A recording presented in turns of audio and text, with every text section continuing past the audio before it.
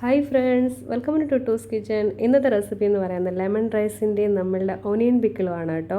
അതിനായിട്ട് 2 സവാള നല്ല കട്ടി കുറച്ചങ്ങോട്ട് അരിഞ്ഞെടുത്തിട്ടുണ്ട്. തൊണ്ടയ്ക്ക് അല്പം പ്രശ്നമൊക്കെ ഉണ്ട്, ചുമയൊക്കെ ആയത് കാരണം എനിക്ക് പറയുന്നതിന് കുറച്ച് ബുദ്ധിമുട്ടൊക്കെ ഉണ്ട് കേട്ടോ, ഒന്ന് ക്ഷമിക്കുക. അപ്പോൾ അതാ 2 സവാള ഞാൻ ചെറുതായിട്ട് കട്ടി കുറച്ചങ്ങോട്ട് അരിഞ്ഞിട്ടിട്ടുണ്ട്.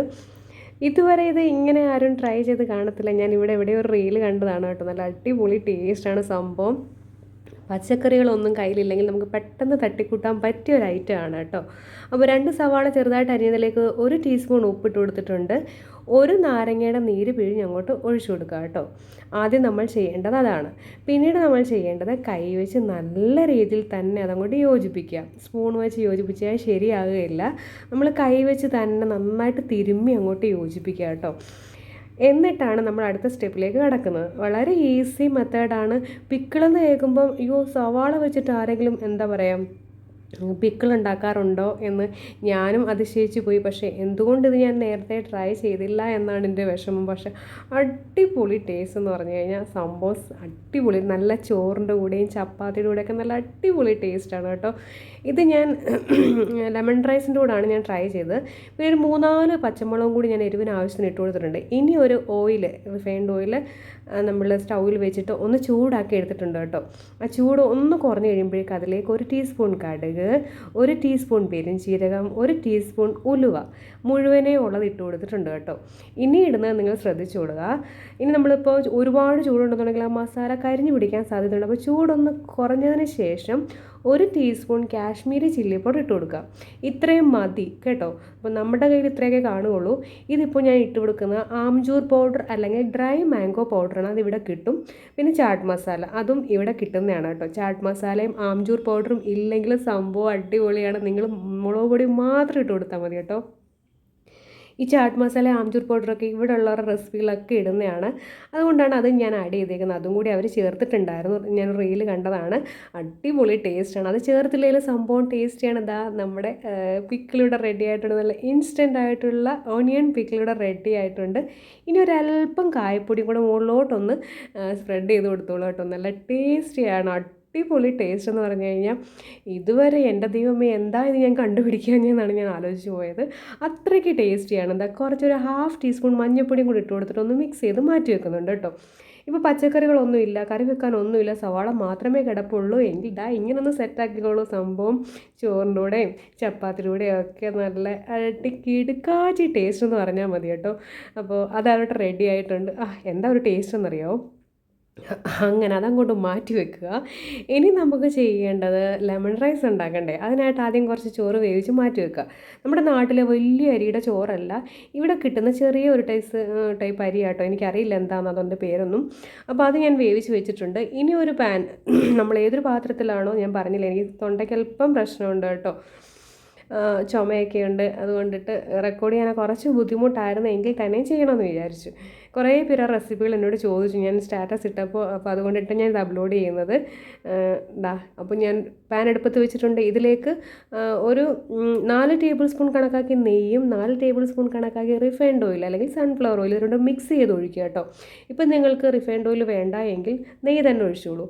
അതിലേക്ക് ഒരു 2 സ്പൂൺ, നല്ല വലിയ സ്പൂൺ 2 സ്പൂൺ ഉഴുന്നും 1 ടേബിൾ സ്പൂൺ നമ്മുടെ കുരുമുളകില്ലേ, പിന്നെ ഒരു 5-6 ഉണക്കമുളകും നമ്മളുടെ കപ്പലണ്ടിയും കൂടെ അങ്ങോട്ട് ഇട്ട് കൊടുക്കുക. പിന്നെ ഇവിടുത്തെ കറിവേപ്പിലയാണ് ഞാൻ കാണിച്ചത് കേട്ടോ. ഒരു 2 കറിവേപ്പിലയും കൂടി ഞാൻ പിച്ചിയെടുത്ത് അങ്ങോട്ട് ഇട്ട് കൊടുത്തിട്ടുണ്ട്. അതെല്ലാം കൂടി ഒന്ന് തട്ടിക്കൂട്ടി അങ്ങോട്ട് ഇളക്കി ഒന്ന് ഫ്രൈ ആക്കിക്കോളൂ കേട്ടോ. ജസ്റ്റ് ഒന്ന് ഫ്രൈ ആക്കിക്കോട്ടെ. അതായത് ആ ഉഴുന്നിനൊരു എന്താ പറയുക, ആ പച്ച ഒരു മാറിയിട്ട് ഒന്ന് ബ്രൗൺ കളറായി വരണം, ഒന്ന് ഫ്രൈ ആയി വരണം. ഒന്ന് ഫ്രൈ ആയി വരുന്ന സമയത്തേക്ക് നമുക്ക് ബാക്കിയുള്ള ചേരുവകളൊക്കെ ചേർക്കണം. ഇതിനകത്ത് ഒരുപാട് മസാലകളൊന്നുമില്ല, ലെമൺ റൈസ് അല്ലേ, സിമ്പിളാണ്, ഈസിയാണ്, വളരെ ടേസ്റ്റിയാണ്. അപ്പോൾ അതിലേക്ക് കുറച്ച് കായപ്പൊടി അങ്ങോട്ട് ഇട്ട് കൊടുത്തിട്ടുണ്ട് കേട്ടോ. ഇനി ഇതിലേക്ക് ഒരുപാട് മസാലകളൊന്നും ഇല്ലെന്ന് ഞാൻ പറഞ്ഞില്ലേ. ഏകദേശം 1 ടേബിൾ സ്പൂൺ കണക്കാക്കി ഉപ്പും കൂടി ഇട്ട് കൊടുത്തിട്ടുണ്ട്. ഒന്ന് ഇളക്കി യോജിപ്പിക്കുന്നുണ്ട്. ഇനി നമ്മൾ ചേർക്കുന്നത് എന്താണെന്ന് വെച്ച് കഴിഞ്ഞാൽ മഞ്ഞൾപ്പൊടിയാണ് കേട്ടോ. നല്ല രീതിയിൽ മഞ്ഞൾപ്പൊടി ചേർത്തോളൂ. നല്ല യെല്ലോ കളർ കിട്ടണ്ടേ, ലെമൺ റൈസ് അല്ലേ. അപ്പോൾ എല്ലാം ഒരു കളറൊക്കെ കിട്ടുമ്പോൾ കുഞ്ഞുങ്ങൾക്കൊക്കെ രാവിലെ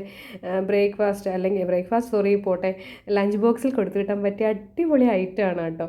അപ്പോൾ നമ്മൾ വേവിച്ച് വെച്ചിരിക്കുന്ന ചോറ് അതിലേക്ക് അങ്ങോട്ട് ഇട്ട് കൊടുക്കുക, ഇളക്കുക, നല്ല രീതിയിൽ തന്നെ ഇളക്കി യോജിപ്പിക്കുക. ഒരുപാട് അങ്ങ് വേവിച്ചങ്ങ് എന്താ പറയുക കുഴഞ്ഞ പരുവത്തിലൊന്നും ആകുന്ന ചോറാവരുത്. കുറച്ച് വേവ് നിർത്തി വേണം അടയ്ക്കാൻ കേട്ടോ. എങ്കിൽ മാത്രമേ നമുക്ക് നല്ല എന്താ പറയുക ഇങ്ങനെ സെപ്പറേറ്റ് ഇങ്ങനെ കിടക്കുകയുള്ളൂ. നല്ല അടിപൊളിയാണ് കേട്ടോ. പണ്ടൊക്കെ ഇങ്ങനെ നമ്മൾ എന്തെങ്കിലുമൊക്കെ ദൂരെ യാത്രയ്ക്കൊക്കെ പോകുമ്പോഴാണ് ഈ ലെമൺ റൈസ് ഉണ്ടാക്കിയിരുന്നത്. അതിപ്പോൾ 2 ദിവസത്തേക്കൊക്കെ നമുക്ക് കൈ വെക്കാൻ പറ്റും. അതായത് ചീത്തയാകില്ല. അതെല്ലാവർക്കും അറിയാം, നമ്മുടെ നാട്ടിലുള്ള എല്ലാവർക്കും അറിയാവുന്നതാണ്. ഈ ലെമൺ റൈസ് ഒക്കെ ഉണ്ടാക്കി കഴിഞ്ഞാൽ 2-3 ദിവസത്തേക്ക് ചോറൊക്കെ ആയി. നമ്മളിപ്പോൾ ലോങ് ട്രിപ്പൊക്കെ പോവുകയാണെന്നുണ്ടെങ്കിൽ ഇത് 2-3 പൊതി കൈ വെച്ചിരുന്നാൽ മതി, ചീത്തയാവില്ല കേട്ടോ. വെള്ളം ഒട്ടും കാണാതെ നല്ല ഡ്രൈ ആക്കി എടുക്കണമെന്നേ ഉള്ളൂ. സംഭവം സെറ്റാണ്, നല്ല അടിപൊളി ടേസ്റ്റാണ്. ഇതിപ്പോൾ ഞാൻ ഉണ്ടാക്കിയത് വേറൊന്നുമില്ല, എന്നും ഒരേ രീതിയിൽ തന്നെ ഉണ്ടാക്കി കൊടുക്കുമ്പോഴും മടുപ്പ്, കഴിക്കുമ്പോഴും മടുപ്പ്. നമ്മൾ പല രീതിയിൽ പറഞ്ഞിട്ടുള്ളതല്ലേ. എപ്പോഴും നമ്മൾ ചോറ്, സാമ്പാർ, പരിപ്പ്, അവിയൽ അങ്ങനെയൊക്കെ ഉണ്ടാക്കി അങ്ങനെ മടുപ്പ് പോകുന്ന സമയത്ത് ഇപ്പോൾ ഞാൻ ചേർത്തിരിക്കുന്ന ഒരു നാരങ്ങയുടെ നീര് പിഴിഞ്ഞ് ചേർക്കുന്നുണ്ട് കേട്ടോ. ആ കുരു താഴിലേക്ക് വീഴാതിരിക്കാൻ വേണ്ടിയിട്ടാണ് ഞാൻ ആ കൈവച്ചിങ്ങനെ ഒന്ന് അരിച്ച് ചേർത്തിരിക്കുന്നത് കേട്ടോ. അപ്പോൾ നാരങ്ങ ലെമൺ ജ്യൂസും കൂടി ചേർത്തിട്ടുണ്ട്. നമ്മുടെ മെയിൻ ഇൻഗ്രീഡിയൻ്റ് അതല്ലേ, ലെമൺ അല്ലേ. നമ്മൾ എന്താ പറയുക ലെമൺ റൈസ് എന്ന് പറയുമ്പം, നാരങ്ങാ ചോറെന്ന് പറയുമ്പോൾ നമ്മളതിൻ്റെ അകത്ത് നാരങ്ങാനീര് ചേർക്കാതെ പറ്റുകയില്ലല്ലോ. അപ്പോൾ ഇത്രയേ ഉള്ളൂ. നല്ല രീതിയിൽ നാരങ്ങാനീരും കൂടെ ചേർത്തിട്ട് അങ്ങോട്ട് യോജിപ്പിക്കുക. ഞാൻ പറഞ്ഞ പോലെ ദിവസവും നമ്മൾ ഒരേ സംഭവം തന്നെ ചോറ്, തോരൻ, എന്താ പറയുക രസം, മീൻ ഇങ്ങനെ കൂട്ടി മടുക്കുന്ന ആ ഒരു സമയത്ത് ഉണ്ടാക്കി മടുക്കുമ്പോഴും കഴിച്ച് മടുക്കുമ്പോഴും ഒക്കെ ട്രൈ ചെയ്യാൻ പറ്റിയ ഐറ്റമാണ്. പിന്നെ മടിച്ചിരിക്കുന്ന അമ്മമാർക്കൊക്കെ സംഭവം ഈസി ആയിട്ട് ഉണ്ടാക്കാൻ പറ്റുന്നതാണ് കേട്ടോ. കുഞ്ഞുങ്ങൾക്ക് ഒരു വെറൈറ്റി ആയിട്ടുള്ളൊരു ടേസ്റ്റ് ആവും. അടിപൊളി ടേസ്റ്റാണ് കേട്ടോ. പിന്നെ നമ്മൾ ഈ പറയുന്ന പോലെ കുറച്ച് ക്യാഷ്നട്ടൊക്കെ ഉണ്ടെങ്കിൽ കുറച്ചുകൂടെ റിച്ച് ആവും. ഇനി ഞാൻ ക്യാഷ്നട്ടൊന്നും ചേർത്തിട്ടില്ല, എന്താ പറയുക കപ്പലണ്ടി മാത്രമേ ചേർത്തിട്ടുള്ളൂ കേട്ടോ. ഒരുപാട് അങ്ങ് റിച്ച് ആക്കണ്ടെന്ന് വിചാരിച്ചു. അപ്പോൾ ഇത്രയേ ഉള്ളൂ സംഭവം. കറിവേപ്പിലയൊക്കെ കൂടുതലുണ്ടെങ്കിൽ ചേർത്തോളൂ. അതിൻ്റെ ഒരു ഫ്ലേവറൊക്കെ ഇങ്ങോട്ട് ഇറങ്ങി വരുമ്പോൾ എന്താ ഒരു ടേസ്റ്റ് എന്നറിയോ. എനിക്ക് ഒരു 2 കറിവേപ്പില ഉണ്ടായിരുന്നുള്ളൂ, അത് ഞാൻ ചേർത്തിട്ടുണ്ട്. ഇനി ഇതെല്ലാം ഒന്ന് ഡ്രൈ ആക്കി എടുക്കുന്നുണ്ട്. സംഭവം കഴിഞ്ഞു. ഇത്രയേ ഉള്ളൂ.